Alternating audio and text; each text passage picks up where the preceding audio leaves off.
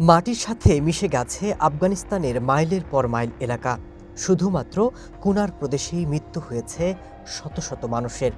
বুকফাটা কান্না নিয়ে ধ্বংসস্তূপ সরিয়ে আপনজনের খোঁজে চলছে তল্লাশি। এলাকার প্রতিটি বাড়িতেই কেউ না কেউ মারা গেছে।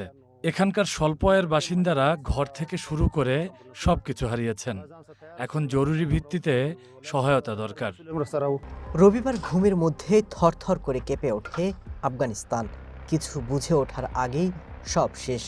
যুদ্ধবিধ্বস্ত দেশটিতে মানবিক সংকটের মধ্যেই এমন প্রাকৃতিক দুর্যোগে বাকরুদ্ধ সবাই। আমাদের যে ভাঙা বাড়ি দেখছেন, এর নিচে আমার ভাই ভাতিজারা শহীদ হয়েছেন। এখানে যারা আরও মারা গেছেন, তাদের কাউকে উদ্ধার করা হয়নি।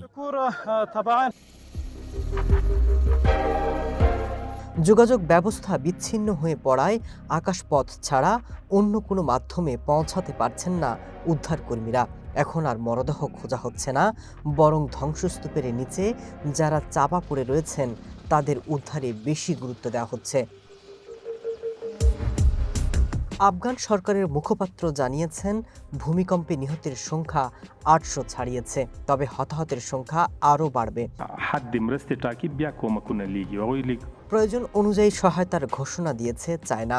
জাতিসংঘ মহাসচিব অ্যান্তোনিও গুতেরেস আফগান জনগণের প্রতি সমবেদনা জানিয়ে সহায়তার ঘোষণা দিয়েছেন। ইরানও ত্রাণ এবং চিকিৎসা সহায়তা পাঠানোর প্রস্তাব দিয়েছে। একাধিক ফল্ট লাইনের উপর অবস্থিত হওয়ায় আফগানিস্তান বরাবরই ভূমিকম্পের ঝুঁকিতে। ২০০২ সাল থেকে এ পর্যন্ত কয়েক হাজার মানুষের মৃত্যু হয়েছে। হিন্দুকুশ থেকে খোস্ত, হেরাত থেকে নানগাহার, ঘরবাড়ি হারিয়ে গৃহহীন লাখো মানুষ। Masud Rana, one international desk.